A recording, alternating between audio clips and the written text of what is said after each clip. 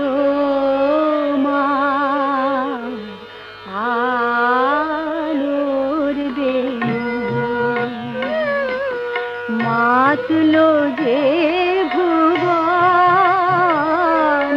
বাজলো তোমার। কোয়ারেন্টিন রিডিংসের নবম পর্যায়ে মহাকাব্য পাঠের আসরে আপনাদের স্বাগত।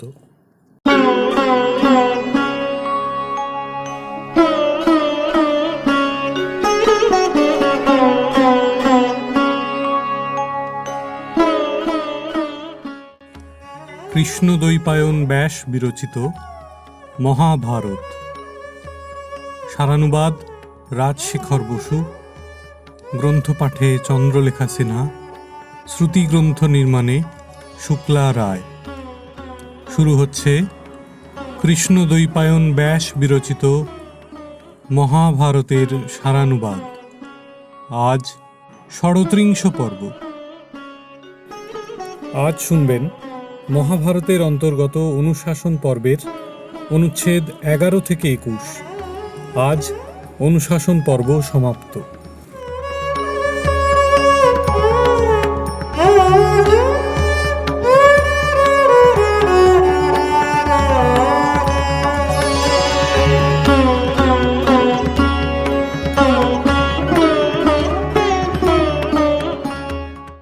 পৃষ্ঠা ৬১৪। ১১। চ্যবন ও নহুষ। যুধিষ্ঠির বললেন, পিতামহ, যাদের সঙ্গে একত্র বাস করা যায় তাদের ওপর কিরূপ স্নেহ হয়। ভীষ্ম বললেন, আমি এক ইতিহাস বলছি, শোনো। পুরাকালে ভৃগু বংশজাত মহর্ষি চ্যবন ব্রতধারী হয়ে ১২ বৎসর গঙ্গা যমুনার জলমধ্যে বাস করেছিলেন। তিনি সর্বভূতের বিশ্বাসভাজন ছিলেন। মৎস্যাদি জলচর নির্ভয় তাঁর ওষ্ঠ আঘ্রাণ করত। একদিন ধীবরগণ জাল ফেলে বহু মৎস্য ধরলে সেই সঙ্গে চ্যবনকেও তারা জালবদ্ধ করে তীরে তুলল। তাঁর পিঙ্গলবর্ণ শ্বশ্রু মস্তকের জটা এবং শৈবাল শঙ্খ সম্বুক মণ্ডিত দেহ দেখে ধীবরগণ কৃতাঞ্জলিপুটে ভূমিষ্ঠ হয়ে প্রণাম করলে। মৎস্যদের মরণাপন্ন দেখে চ্যবন কৃপাবিষ্ট হয়ে বারবার দীর্ঘ নিঃশ্বাস ফেলতে লাগলেন। ধীবরগণ বললে, মহামুনি, আমাদের অজ্ঞানকৃত পাপ ক্ষমা করুন, আদেশ করুন, আমরা আপনার কি প্রিয় কার্য করব। চ্যবন, পাপ ক্ষমা করুন, আদেশ করুন, আমরা আপনার কি প্রিয় কার্য করব। চ্যবন বললেন, আমি এই মৎস্যদের সঙ্গে একত্র বাস করেছি, এদের ত্যাগ করতে পারি না। আমি মৎস্যদের সঙ্গেই প্রাণত্যাগ করব বা বিকৃত হব। ধীবরগণ অত্যন্ত ভীত হয়ে রাজা নহুষের কাছে গিয়ে সকল বৃত্তান্ত জানালে। অমাত্য পুরোহিতের সঙ্গে নহুষ সত্বর এসে চ্যবনকে বললেন, দ্বিজোত্তম, আপনার কি প্রিয় কার্য করব বলুন। পৃষ্ঠা ৬১৫।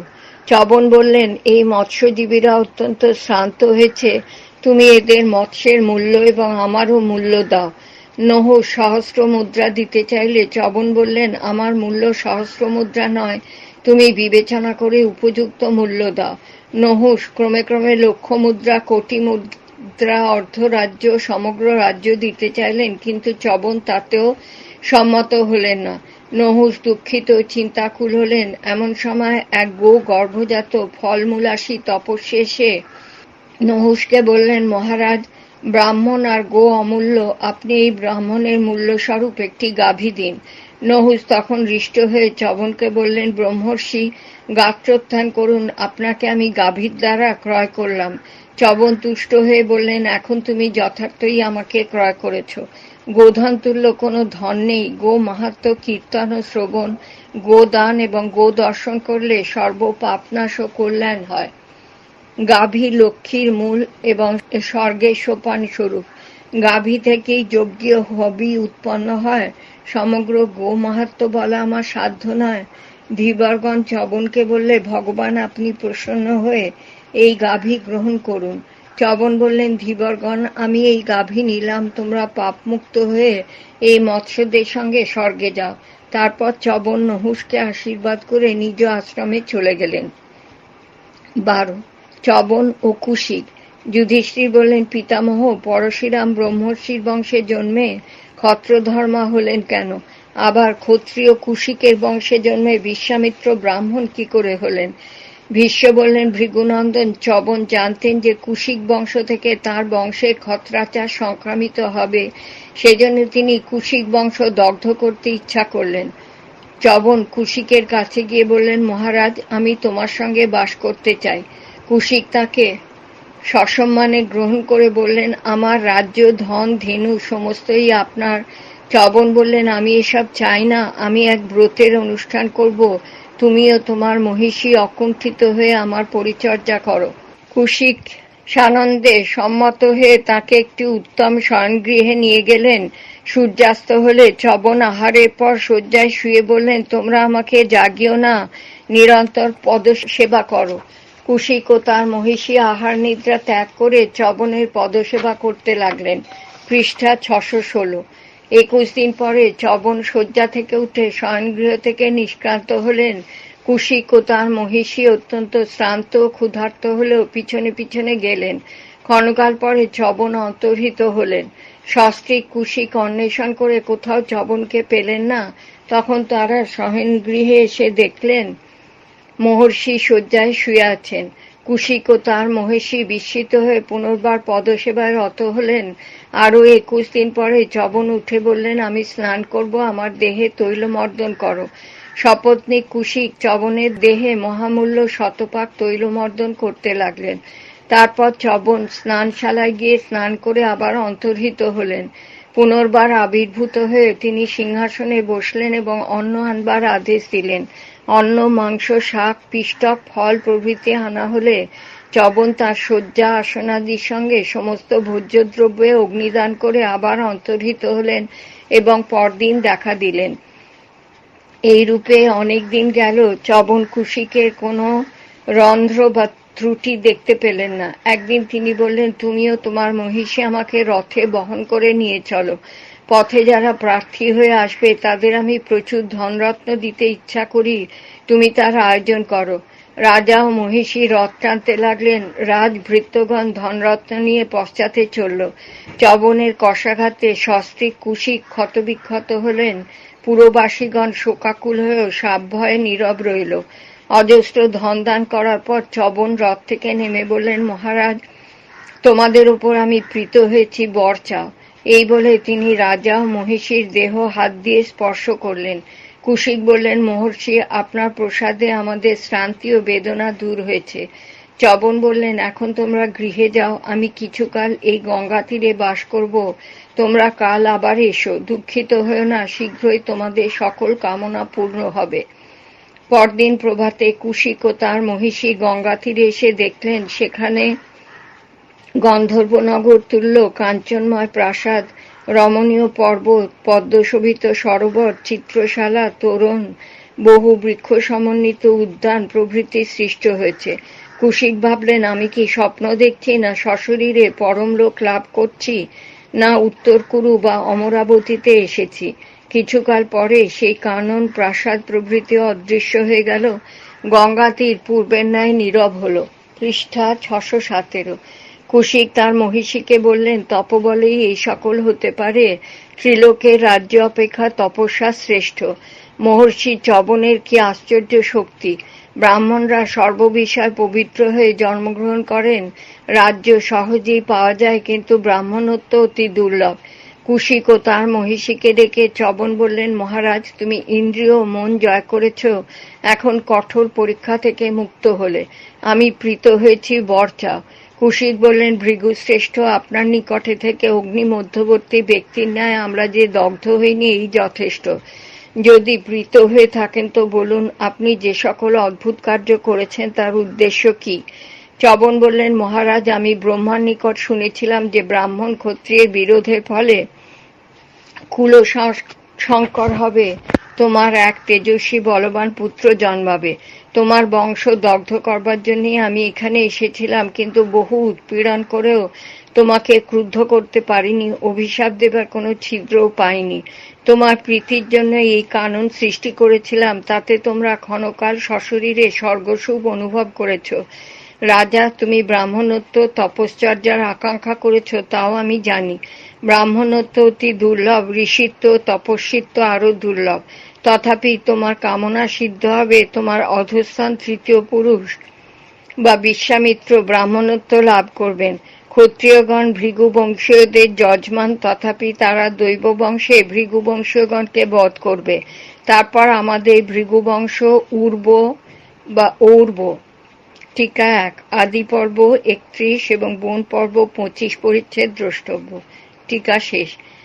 নামে এক মহা তেজস্বী পুরুষ জন্মাবেন। তার পুত্র ঋচিক সমস্ত ধনুর্বেদ আয়ত্ত করবেন এবং পুত্র যমদগ্নিকে তা দান করবেন। যমদগ্নির সহিত তোমার পুত্র গাধীর কন্যার বিবাহ হবে। তাদের পুত্র মহাতেজা পরশুরাম ক্ষত্রাচারী হবেন। গাধীর পুত্র বিশ্বামিত্র ব্রাহ্মণত্ব লাভ করবেন। এই ভবিষ্যৎবাণী করে চবন তীর্থযাত্রায় গেলেন। 13, দান ধর্ম, অপালক রাজা, কপিলা, লক্ষ্মী ও গোময়। যুধিষ্ঠিরের প্রশ্নের উত্তরে ভীষ্ম তপস্যা ও বিবিধ ব্রতচরণের ফল এবং ধেনু, ভূমি, জল, সুবর্ণ, অন্ন, মৃগমাংস, ঘৃত, দুগ্ধ, তিল, বস্ত্র, শয্যা, পাদুকা প্রভৃতি দানের ফল সবিস্তারে বিবৃত করে বললেন, যাচক অপেক্ষা অযাচক ব্রাহ্মণকে দান করা শ্রেয়। যাচকরা দস্যুর ন্যায় দাতাকে উদ্বিগ্ন করে। পৃষ্ঠা 618। যুধিষ্ঠির, তোমার রাজ্যে যদি অযাচক দরিদ্র ব্রাহ্মণ থাকেন, তবে তুমি তাদের ভস্মাবৃত অগ্নির ন্যায় জ্ঞান করবে। তাদের সেবা অবশ্য কর্তব্য। তারপর ভীষ্ম বললেন, রাজাদের যজ্ঞানুষ্ঠান করা উচিত, কিন্তু প্রজাপীড়ন করে নয়। যে রাজ্যে বালকেরা সাধু খাদ্যের দিকে তাকিয়ে থাকে কিন্তু খেতে পায় না, ব্রাহ্মণাদি প্রজারা ক্ষুধায় অবসন্ন হয়, পতিপুত্রদের মধ্য থেকে ররুদ্যমানা রমণী সবলে অপহৃত হয়, সে রাজার জীবনে ধিক। যিনি প্রজা রক্ষা করতে পারেন না, সবলে ধন হরণ করেন, সেই নির্দয় কলিতুল্য রাজাকে প্রজাগণ মিলিত হয়ে বধ করবে। যিনি প্রজা রক্ষার আশ্বাস দিয়ে রক্ষা করেন না, সেই রাজাকে ক্ষিপ্ত কুকুরের ন্যায় বিনষ্ট করা উচিত। মনুস্মৃতি অনুসারে প্রজার পাপ ও পুণ্যের চতুর্থাংশ রাজাতে সংক্রামিত হয়। তারপর ভীষ্ম গোদানের ফল সবিশেষ কীর্তন করে বললেন, গোসমূহের মধ্যে কপিলাই শ্রেষ্ঠ। প্রজা সৃষ্টির পর প্রজাপতি দক্ষ অমৃতপান করেছিলেন। তার উদ্গার থেকে কামধেনু সুরভি উৎপন্ন হন। সুরভি সুবর্ণবর্ণা কপিলা গাভীদের জন্ম দিয়েছিলেন। একদা কপিলাদের দুগ্ধফেন মহাদেবের মস্তকে পতিত হওয়ায় তিনি ক্রুদ্ধ হন। তার দৃষ্টিপাতের ফলে কপিলাদের গাত্র বিবিধ বর্ণ হয়েছে। প্রজাপতি দক্ষ তাকে বলেছিলেন, আপনি অমৃতে অভিষিক্ত হয়েছেন। দক্ষ মহাদেবকে একটি বৃষভ ও কতগুলি গাভী দিয়েছিলাম। সেই বৃষভ মহাদেবের বাহন ও লাঞ্ছন হল। যুধিষ্ঠির, আমি এক পুরাতন ইতিহাস বলছি, শোনো। একদিন লক্ষ্মী মনোহর বেশে গাভীদের নিকটে এলে তারা জিজ্ঞাসা করলে, দেবী তুমি কে? তোমার রূপের তুলনা নেই। লক্ষ্মী বললেন, আমি লোককান্তা স্ত্রী। আমি দৈত্যদের ত্যাগ করেছি, সেজন্য তারা বিনষ্ট হয়েছে। আমার আশ্রয় দেবতারা চিরকাল সুখভোগ করছেন। গোগণ, আমি তোমাদের দেহে নিত্য বাস করতে ইচ্ছা করি। তোমরা শ্রীযুক্তা হও। গাভীরা বললেন, তুমি অস্থিরা, চপলা, বহু লোকের অনুরক্তা। আমরা তোমাকে চাই না। আমরা সকলেই কান্তিমতী, তোমাকে আমাদের প্রয়োজন নেই। লক্ষ্মী বললেন, অনাহুত হয়ে যে আসে তার অপমান লাভ হয়, এই প্রবাদ সত্য। মনুষ্য, দেব, দানব, গন্ধর্বাদি উগ্র তপস্যার দ্বারা আমার সেবা করেন। অতএব তোমরাও আমাকে গ্রহণ করো। ত্রিলোকে কেউ আমার অপমান করে না। তোমরা আমাকে প্রত্যাখ্যান করলে আমি সকলের নিকট অবজ্ঞাত হব। অতএব তোমরা প্রসন্ন হও, আমি তোমাদের শরণাগত। তোমাদের দেহের কোন স্থান কুৎসিত নয়। আমি তোমাদের অধোদেশেও বাস করতে সম্মত আছি। তখন গাভীরা মন্ত্রণা করে বললে, কল্যাণী যশস্বিনী, তোমার সম্মান রক্ষা আমাদের অবশ্য কর্তব্য। তুমি আমাদের পবিত্র পুরী সমুদ্রে অবস্থান করো। লক্ষ্মী তুষ্ট হয়ে বললেন, তোমাদের মঙ্গল হোক, আমি সম্মানিত হয়েছি। পৃষ্ঠা 619। 14, দানের অপাত্র, বশিষ্ঠাদির লোভ সংবরণ। যুধিষ্ঠিরের অনুরোধে ভীষ্ম শ্রাদ্ধকর্মের বিধি সবিস্তারে বর্ণনা করে বললেন, দৈব ও পিতৃকার্যে দানের পূর্বে ব্রাহ্মণদের কুল, শীল, বিদ্যা ইত্যাদি বিচার করা উচিত। যে ব্রাহ্মণ ধূর্ত, ভ্রূণ হত্যাকারী, যক্ষারোগী, পশুপালক, বিদ্যাহীন, কুশীজীবী বা রাজভৃত্য, যে পিতার সহিত বিবাদ করে, যার গৃহে উপপত্তি আছে, যে চোর, পারদারী, শূদ্রযাজক বা শস্ত্রজীবী, যে কুকুর নিয়ে বিগ্রহ করে, যাকে কুকুর দংশন করেছে, যে জ্যেষ্ঠ ভ্রাতার পূর্বে বিবাহ করেছে, যে কুশীলব বা নট বা কৃষিজীবী, যে কররেখা নক্ষত্রাদি দেখে শুভাশুভ নির্ণয় করে, এমন ব্রাহ্মণ অপাঙ্ক্তেয় এদের দান করা উচিত নয়। দান গ্রহণ ও দোষজনক। যে ব্রাহ্মণ গুণবানের দান গ্রহণ করেন তিনি অল্পদোষী হন, যিনি নির্গুণের দান নেন তিনি পাপে নিমগ্ন হন। আমি এক পুরাতন ইতিহাস বলছি, শোনো। কশ্যপ, অত্রি, বশিষ্ঠ, ভরদ্বাজ, গৌতম, বিশ্বামিত্র, যমদগ্নি এবং বশিষ্ঠ পত্নী অরুন্ধতী ব্রহ্মলোক লাভের নিমিত্ত কঠোর তপস্যা করে পৃথিবী পর্যটন করছিলেন। গণ্ডা নামে এক কিঙ্করী এবং তার স্বামী পশুশক নামক শূদ্র ঋষিদের পরিচর্যা করত। এই সময় অনাবৃষ্টির ফলে খাদ্যাভাবে লোকে অত্যন্ত দুর্বল হয়ে গিয়েছিল। শিবীপুত্র শৈব্য বৃষাদর্ভী এক যজ্ঞ করে ঋত্বিকগণকে নিজ পুত্র দক্ষিণাস্বরূপ দিয়েছিলেন। সেই পুত্র অকালে প্রাণত্যাগ করলে মহর্ষিগণ নিজের জীবন রক্ষার জন্য তাঁর দেহস্থালিতে পাক করতে লাগলেন। তা দেখতে পেয়ে শৈবা বললেন, আপনারা এই অভক্ষ বস্তু ত্যাগ করুন, আপনাদের পুষ্টির জন্য যা চান তাই আমি দেব। ঋষিরা বললেন, রাজাদের দান গ্রহণ করলে আপাতত সুখ হয় বটে, কিন্তু পরিণামে তা বিষ তুল্য। দান প্রতিগ্রহের ফলে সমস্ত তপস্যা নষ্ট হয়। যারা যাচক তাদেরই তুমি দান করো। পৃষ্ঠা 620। এই বলে ঋষিরা অন্যত্র চলে গেলেন। তারা যা পাক করেছিলেন তা পড়ে রইল। রাজা শৈবের আদেশে তার মন্ত্রীরা বন থেকে উড়ুম্বর বা ডুমুর ফল সংগ্রহ করে ঋষিদের দিতে লাগলেন। কিছুদিন পরে রাজা ফলের মধ্যে সুবর্ণপুরে পাঠিয়ে দিলেন। মহর্ষি অত্রি সেই ফল গুরুভার দেখে বললেন, আমরা নির্বোধ নই, এই সুবর্ণময় ফল নিতে পারি না। ঋষিরা সেই স্থান ত্যাগ করে অন্যত্র চলে গেলেন। দান প্রত্যাখ্যান হওয়ায় শৈব ক্রুদ্ধ হয়ে এক যজ্ঞ করলেন। যজ্ঞাগ্নি থেকে জাতুধানী নামে এক ভয়ঙ্করী কৃত্যা উত্থিত হল। রাজা সেই কৃত্যাকে বললেন, তুমি অত্রি প্রভৃতি 7 জন ঋষি, অরুন্ধতী, তাঁদের দাস পশুশক এবং দাসী গণ্ডার কাছে যাও, তাদের নাম জেনে নিয়ে সকলকে বিনষ্ট করো। ঋষিরা এক বনে ফলমূল খেয়ে বিচরণ করছিলেন। একদিন তারা দেখলেন এক স্থূলকায় পরিব্রাজক কুকুর নিয়ে তাদের দিকে আসছেন। অরুন্ধতী ঋষিদের বললেন, আপনাদের দেহ এমন পুষ্ট নয়। ঋষিরা বললেন, আমরা খাদ্যাভাবে কৃশ হয়েছি, আমাদের নিত্যকর্ম করতে পারি না। এই পরিব্রাজকের অভাব নেই, সেজন্য সেও তার কুকুর স্থূলদেহ। তারপর সেই পরিব্রাজক নিকটে এসে ঋষিদের করস্পর্শ করে বললেন, আমি আপনাদের পরিচর্যা করব। একদিন সকলে এক মনোহর সরোবরের নিকট উপস্থিত হলেন। জাতুধানী তা রক্ষা করছিল।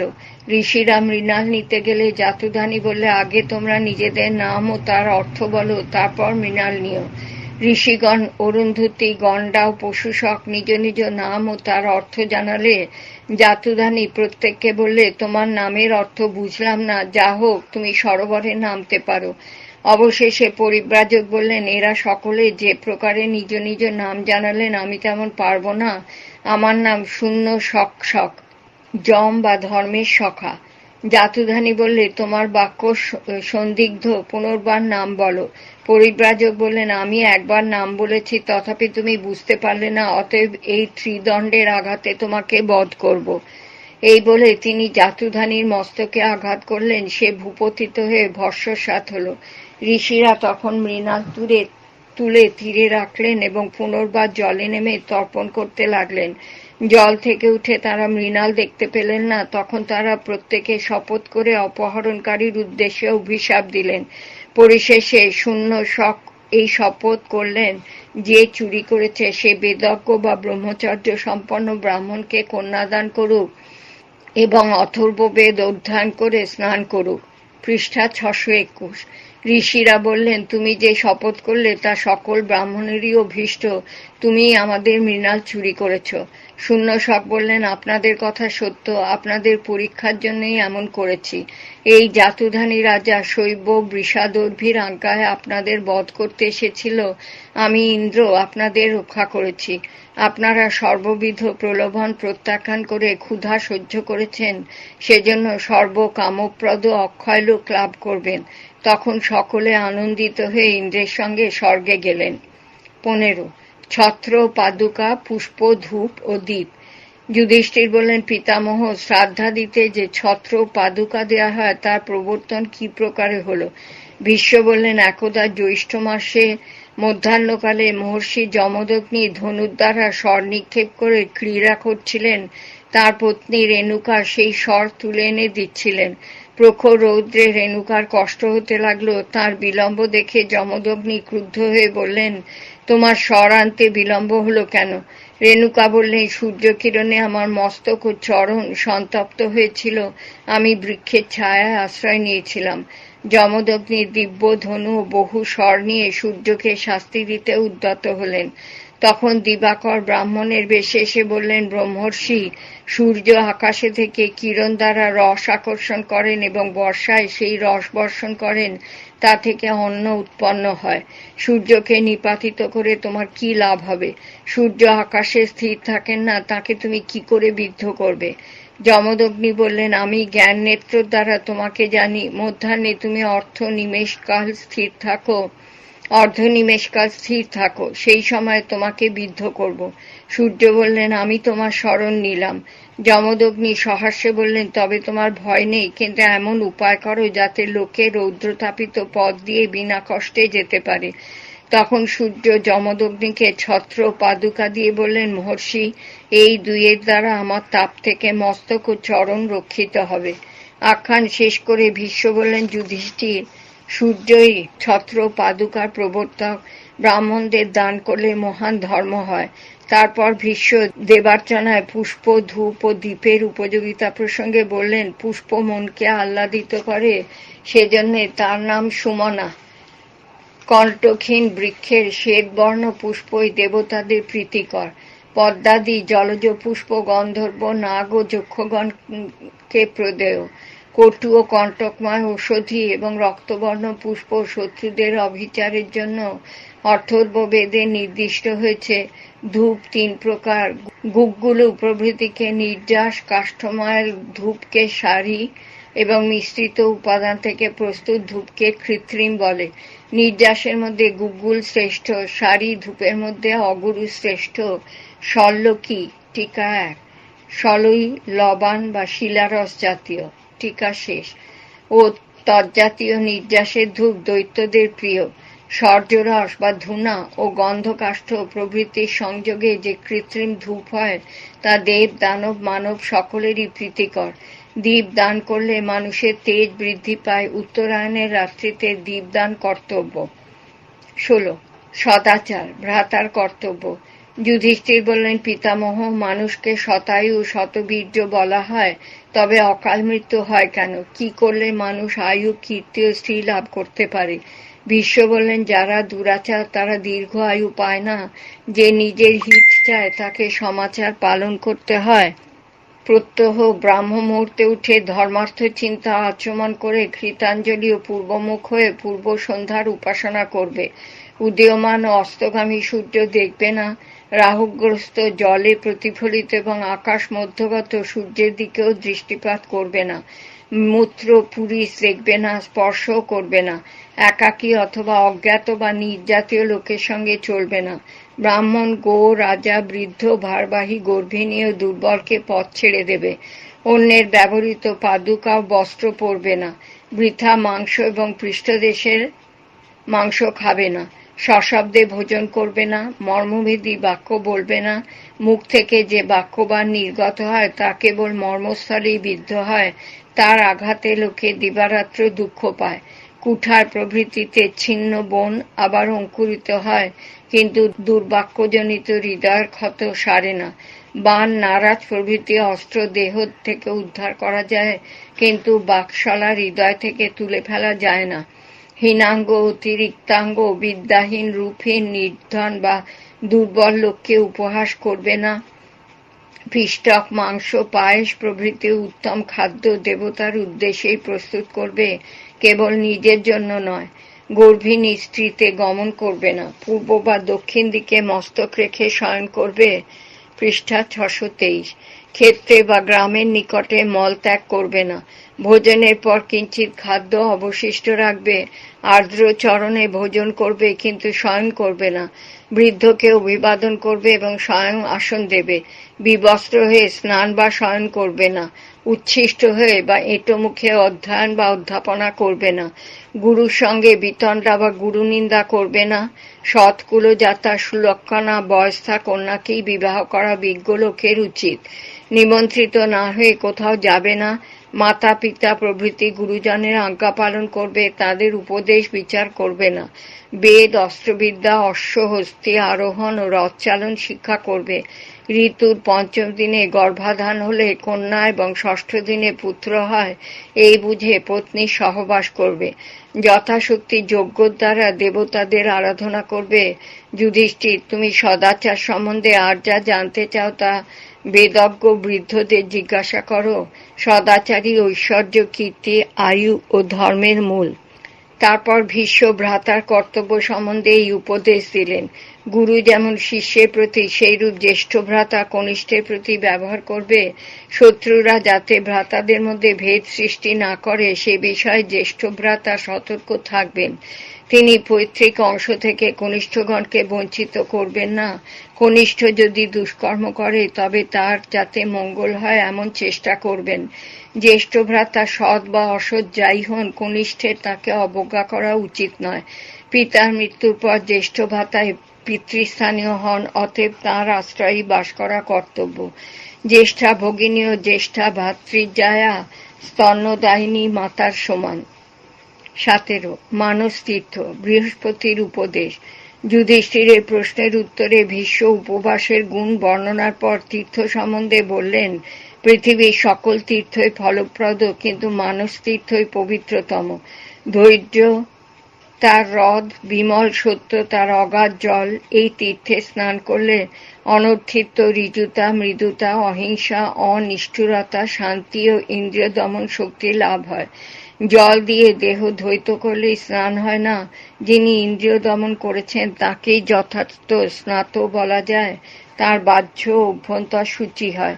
মানস তীর্থে ব্রহ্মজ্ঞান রূপ সলিল দ্বারা স্নানই তত্ত্বদর্শীদের মতে শ্রেষ্ঠ। যুধিষ্ঠির প্রশ্ন করলেন, মানুষ কি জন্য বারবার জন্মগ্রহণ করে? কিরূপ কার্যের ফলে স্বর্গ বা নরকে যায়? পৃষ্ঠা 624। ভীষ্ম বললেন, ওই ভগবান বৃহস্পতি আসছেন, ইনি তোমার প্রশ্নের উত্তর দেবেন। বৃহস্পতি উপস্থিত হয়ে যুধিষ্ঠিরের প্রশ্ন শুনে বললেন, মহারাজ, মানুষ একাকী জন্মায়, মরে, দুর্গতি থেকে উদ্ধার পায় এবং দুর্গতি ভোগ করে। পিতা মাতা আত্মীয় বন্ধু কেউ তার সহায় নয়। আত্মীয় স্বজন ক্ষণকাল রোদন করে মৃত ব্যক্তির দেহ কাষ্ঠ লৌষ্টের ন্যায় ত্যাগ করে চলে যায়, কেবল ধর্মই অনুগমন করেন। মৃত্যুর পর জীব অন্য দেহ গ্রহণ করে। পঞ্চভূতস্থ দেবতারা তার শুভাশুভ কর্ম সকল দর্শন করেন। মানুষ যে অন্ন ভোজন করে তাতে পঞ্চভূত পরিতৃপ্ত হলে রেত উৎপন্ন হয়। জীব তা আশ্রয় করে স্ত্রী গর্ভে প্রবিষ্ট হয় এবং যথাকালে প্রসূত হয়ে সংসার চক্রে ক্লেশ ভোগ করে। যে ব্যক্তি জন্মাবধি যথাশক্তি ধর্মাচরণ করে সে নিত্য সুখী হয়। যে অধার্মিক সে যমালয়ে যায় এবং তীর্যকজনী লাভ করে। যে ধর্ম অধর্ম দুই প্রকার আচরণ করে সে সুখের পর দুঃখ ভোগ করে। যে ব্যক্তি মোহবশে অধর্ম করে পরে অনুতপ্ত হয়, তাকে দুষ্কৃতের ফল ভোগ করতে হয় না। যার মনে যত অনুতাপ হয় তার তত পাপ ক্ষয় হয়। ধর্মজ্ঞ ব্রাহ্মণের নিকট নিজের কর্ম ব্যক্ত করলে অধর্মজনিত অপবাদ শীঘ্র দূর হয়। অহিংসাই ধর্ম সাধনের শ্রেষ্ঠ উপায়। যিনি সকল প্রাণীকে নিজের তুল্য জ্ঞান করেন, যিনি ক্রোধ ও আঘাতের প্রবৃত্তি জয় করেছেন, তিনি পরলোকে সুখ লাভ করেন। 18 মাংসাহার। বৃহস্পতি চলে গেলে যুধিষ্ঠির বললেন, পিতামহ, আপনি বহুবার বলেছেন যে অহিংসা পরম ধর্ম। আপনার কাছে এও শুনেছি যে পিতৃগণ আমিষ ইচ্ছা করেন, সেজন্য শ্রাদ্ধে বহুবিধ মাংস দেয়া হয়। হিংসা না করলে মাংস কোথায় পাওয়া যাবে? ভীষ্ম বললেন, যারা সৌন্দর্য, স্বাস্থ্য আর বুদ্ধি, বল ও স্মরণশক্তি চান, তারা হিংসা ত্যাগ করেন। স্বয়ম্ভুব মনু বলেছেন, যিনি মাংসাহার ও পশু হত্যা করেন না, তিনি সর্বজীবের মিত্র, বিশ্বাসের পাত্র। নারদ বলেছেন, যে পরের মাংসের দ্বারা নিজের মাংস বৃদ্ধি করতে চায়, সে কষ্ট ভোগ করে। মাংসাশী লোক যদি মাংসাহার ত্যাগ করে, তবে যে ফল পায়, বেদাধ্যয়ন ও সকল যজ্ঞের অনুষ্ঠান করেও সেরূপ ফল পেতে পারে না। মাংস ভোজনে আসক্তি জন্মালে তা ত্যাগ করা কঠিন। মাংস বর্জন ব্রত আচরণ করলে সকল প্রাণী অভয় লাভ করে। পৃষ্ঠা 625। যদি মাংসভোজী না থাকে, তবে কেউ পশু হনন করে না।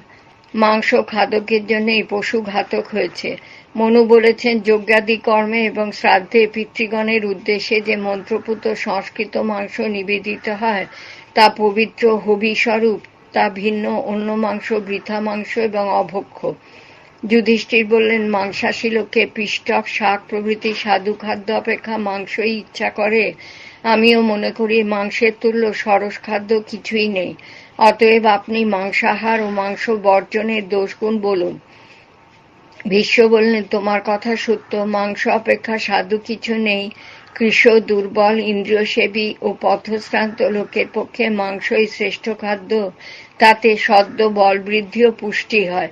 কিন্তু যে লোক পরমাংসের দ্বারা নিজ মাংস বৃদ্ধি করতে চায়, তার অপেক্ষা ক্ষুদ্র ও নৃশংসতর কেউ নেই। বেদে আছে, পশুগণ যজ্ঞের নিমিত্ত সৃষ্ট হয়েছে, অতএব যজ্ঞ ভিন্ন অন্য কারণে পশু হত্যা রাক্ষসের কার্য। পুরাকালে অগস্ত্য অরণ্যের পশুগণকে দেবতাদের উদ্দেশ্যে উৎসর্গ করেছিলেন, সেজন্য ক্ষত্রিয়ের পক্ষে মৃগয়া প্রশংসনীয়। লোকে মরণ পণ করে মৃগয়ায় প্রবৃত্ত হয়, হয় পশু মরে নতুবা মৃগয়াকারী মরে, দুয়েরই সমান বিপদের সম্ভাবনা। এজন্যে মৃগয়ায় দোষ হয় না। কিন্তু সর্বভূতে দয়ার তুল্য ধর্ম নেই। দয়ালু তপস্বীদের ইহলোকে ও পরলোকে জয় হয়। প্রাণদানই শ্রেষ্ঠ দান। আত্মা অপেক্ষা প্রিয়তর কিছু নেই। অতএব আত্মবান মানবের সকল প্রাণীকেই দয়া করা উচিত। যারা পশু মাংস খায়, পরজন্মে তারা সেই পশু কর্তৃক ভক্ষিত হয়। আমাকে মাং সে সাহ পূর্বজন্মে খেয়েছে, অতএব আমি তাকে খাবো। মাংস শব্দের এই তাৎপর্য। 19 ব্রাহ্মণ রাক্ষস সংবাদ। যুধিষ্ঠির বললেন, পিতামহ, সাম ও দান এই দুয়ের মধ্যে কোন উপায় শ্রেষ্ঠ? ভীষ্ম বললেন, কেউ সাম দ্বারা, কেউ দান দ্বারা প্রসাদিত হয়। লোকের প্রকৃতি বুঝে সাম বা দান অবলম্বন করতে হয়। সাম দ্বারা দুরন্ত প্রাণীকেও বশ করা যায়। একটি উপাখ্যান বলছি, শোনো। এক সুবক্তা ব্রাহ্মণ জনহীন বনে এক ক্ষুধার্ত রাক্ষসের সম্মুখীন হয়েছিলেন। ব্রাহ্মণ হতবুদ্ধি ও ত্রস্ত না হয়ে রাক্ষসকে মিষ্টবাক্যে সম্বোধন করলেন। রাক্ষস বললেন, তুমি যদি আমার প্রশ্নের উত্তর দিতে পারো, তবে তোমাকে ছেড়ে দেব। আমি কি জন্য পাণ্ডুবর্ণ ও কৃশ হয়ে যাচ্ছি তা বলো। পৃষ্ঠা 626। ব্রাহ্মণ কিছুক্ষণ চিন্তা করে বললেন, রাক্ষস, তুমি বিদেশে বন্ধুহীন হয়ে বিষয় ভোগ করছো, এজন্য পাণ্ডুবর্ণ কৃশ হচ্ছ। তোমার মিত্রগণ তোমার নিকট সদ্ব্যবহার পেয়েও তোমার প্রতি বিমুখ হয়েছে। তোমার চেয়ে নিকৃষ্ট লোকেও ধনবান হয়ে তোমাকে অবজ্ঞা করছে। তুমি যাদের উপকার করেছিলে, তারা এখন তোমাকে গ্রাহ্য করে না। তুমি গুণবান, বিনয় সম্পন্ন, প্রাজ্ঞ, কিন্তু দেখছো যে গুণহীন অজ্ঞ লোকে সম্মানিত হচ্ছে। কোন শত্রু মিত্ররূপে এসে তোমাকে বঞ্চনা করেছে। নিজের গুণ প্রকাশ করেও তুমি অসৎ লোকের কাছে মর্যাদা পাওনি। তোমার ধন, বুদ্ধি ও শাস্ত্রজ্ঞান নেই। কেবল তেজস্বিতার প্রভাবে তুমি মহান হতে চাচ্ছ। তুমি বনবাসী হয়ে তপস্যা করতে ইচ্ছা করো, কিন্তু তোমার বান্ধবদের তাতে সম্মতি নেই। এক ধনী সুরূপ যুবা তোমার প্রতিবেশী, সে তোমার প্রিয়া পত্নীকে কামনা করে। তুমি লজ্জার বশে নিজের অভিপ্রায় প্রকাশ করতে পারো না। কোনো চিরাভিলষিত ফল তুমি লাভ করতে পারোনি। অপরাধ না করেও তুমি অকারণে অন্যের অভিশাপ পেয়েছ। পাপীদের উন্নতি এবং সাধুদের দুর্দশা দেখে তোমার দুঃখ হয়। সুহৃদগণের অনুরোধে তুমি পরস্পর বিরোধী লোকদের তুষ্ট করতে চেষ্টা করেছ। শ্রোত্রিয় ব্রাহ্মণের কুকর্ম এবং জ্ঞানী লোকের ইন্দ্রিয় সংযমের অভাব দেখে তুমি ক্ষুব্ধ হয়েছ। রাক্ষস, এই সকল কারণে তুমি পাণ্ডুবর্ণ কৃশ হয়ে যাচ্ছ। ব্রাহ্মণের কথা শুনে রাক্ষস তুষ্ট হলো এবং তার বহু অর্থ দিয়ে ছেড়ে দিলে। 20 ত্রিবিধ প্রমাণ, ভীষ্মোপদেশের সমাপ্তি। যুধিষ্ঠির বললেন, পিতামহ, প্রত্যক্ষ, আগম, শ্রুতি, এই দুই প্রমাণের কোনটি শ্রেষ্ঠ? ভীষ্ম বললেন, পণ্ডিতাভিমানী হেতুবাদীরা প্রত্যক্ষ ভিন্ন অন্য প্রমাণ মানে না। তাদের এই সিদ্ধান্ত ভ্রান্ত। আগমই প্রধান প্রমাণ, কিন্তু অনালস ও অভিনিবিষ্ট না হলে তা স্থির করা দুঃসাধ্য।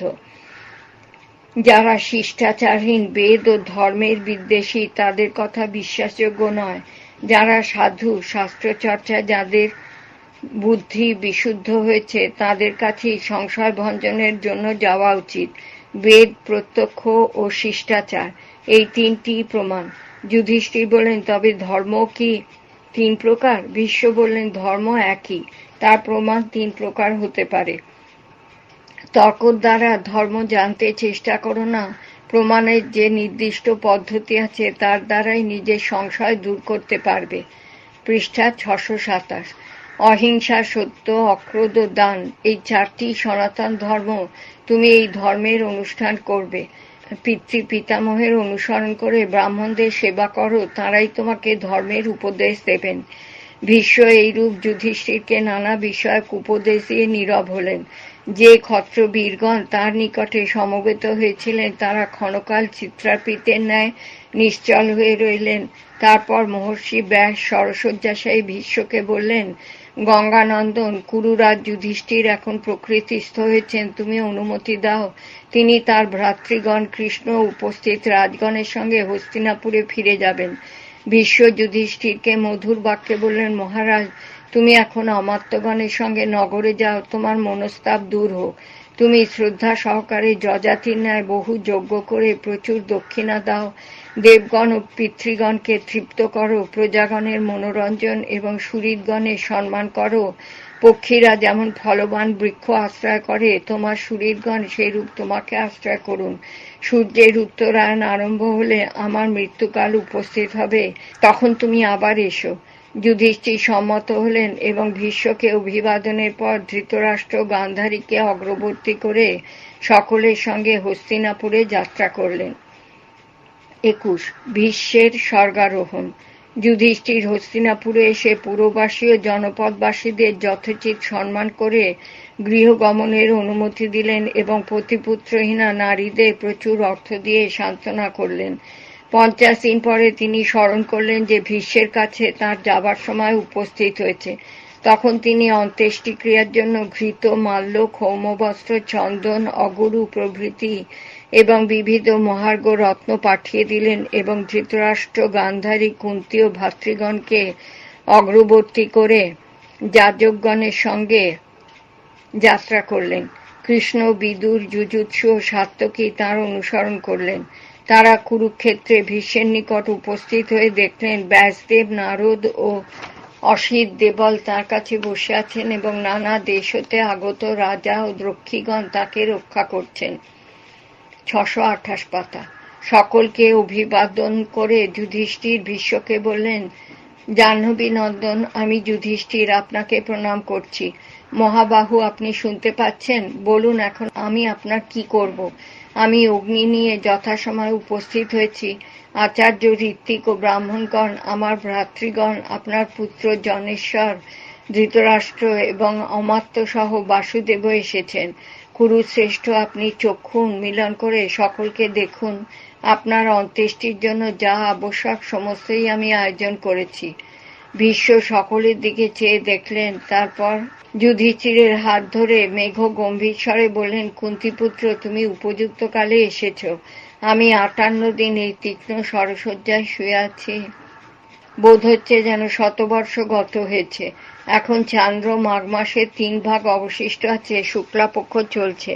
তারপর ভীষ্ম ধৃতরাষ্ট্রকে বললেন, রাজা, তুমি ধর্মজ্ঞ, শাস্ত্রবিদ, বহু ব্রাহ্মণের সেবা করেছ, বেদ ও ধর্মের সূক্ষ্ম তত্ত্ব তুমি জানো, তোমার শোক করা উচিত নয়। যা ভবিতব্য তাই ঘটেছে। পাণ্ডুর পুত্রেরা ধর্ম তো তোমার পুত্রতুল্য, তুমি ধর্মানুসারে এদের পালন করো। ধর্মজাত যুধিষ্ঠির শুদ্ধ স্বভাব, গুরুবৎসল ও অহিংস, ইনি তোমার আজ্ঞানুবর্তী হয়ে চলবেন। তোমার পুত্রেরা দুরাত্মা, ক্রোধী, মূঢ়, ঈর্ষান্বিত, দুর্বৃত্ত ছিল, তাদের জন্য শোক করো না। অনন্তর ভীষ্ম কৃষ্ণকে বললেন, হে দেবদেবেশ, সুরাসুর বন্দিত, শঙ্খচক্র গদাধর ত্রিবিক্রম ভগবান, তোমাকে নমস্কার। তুমি সনাতন পরমাত্মা, আমি তোমার একান্ত ভক্ত। পুরুষোত্তম, তুমি আমাকে ত্রাণ করো, তোমার অনুগত পাণ্ডবগণকে রক্ষা করো। আমি দুর্বুদ্ধি দুর্যোধনকে বলেছিলাম, ইয়তঃ কৃষ্ণস্তাতো ধর্ম, ইয়তঃ ধর্মস্তাতো জয়। যে পক্ষে কৃষ্ণ সেই পক্ষে ধর্ম, যেখানে ধর্ম সেখানে জয়। আমি বারবার তাকে সন্ধি করতে বলেছিলাম, কিন্তু সেই মূঢ় আমার কথা শোনেনি। পৃথিবীর সমস্ত রাজাকে নিহত করিয়ে নিজে নিহত হয়েছে। কৃষ্ণ, এখন আমি কলেবর ত্যাগ করব, তুমি আজ্ঞা করো যেন আমি পরম গতি পাই। কৃষ্ণ বললেন, ভীষ্ম, আমি আজ্ঞা দিচ্ছি, আপনি বসুগণের লোকে যান। রাজর্ষি, আপনি নিষ্পাপ পিতৃভক্ত, দ্বিতীয় মার্কণ্ডের তুল্য, মৃত্যু ভৃত্যের ন্যায় আপনার বশবর্তী হয়ে আছে। তারপর ভীষ্ম সকলকে সম্ভাষণ ও আলিঙ্গন করে যুধিষ্ঠিরকে বললেন, মহারাজ, ব্রাহ্মণগণ, বিশেষত আচার্য ঋত্বিকগণ তোমার পূজনীয়। পৃষ্ঠা 629। শান্তনুপুত্র ভীষ্ম সমবেত কুরুগণকে এইরূপ বলে নীরব হলেন। তারপর যথাক্রমে মূলাধারা দিতে তাঁর চিত্ত নিবেশিত করলেন।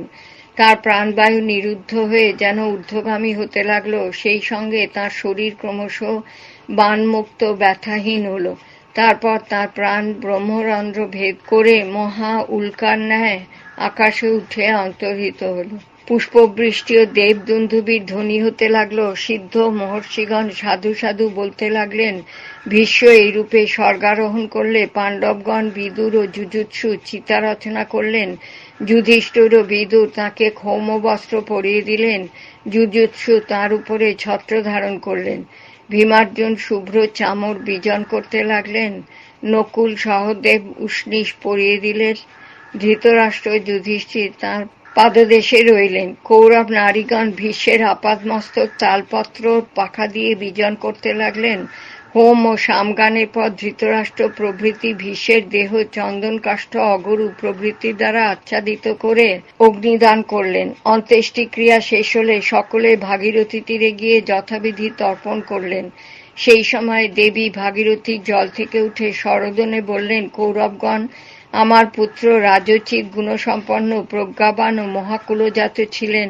পরশুরামের নিকট যিনি পরাজিত হননি, তিনি শিখণ্ডীর দিব্য অস্ত্রে নিহত হয়েছেন। আমার হৃদয় লৌহময়, তাই প্রিয় পুত্রের মরণে বিদীর্ণ হয়নি। ভাগীরথীর এইরূপ বিলাপ শুনে কৃষ্ণ বললেন, দেবী, শোক ত্যাগ করো, তোমার পুত্র পরমলোকে গেছেন। শিখণ্ডী তাকে বধ করেননি, তিনি ক্ষত্র ধর্মানুসারে যুদ্ধ করে অর্জুন কর্তৃক নিহত হয়ে বসুলোকে গেছেন। এতক্ষণ শুনলেন কৃষ্ণ দ্বৈপায়ন ব্যাসকৃত মহাভারতের আজকের পর্ব।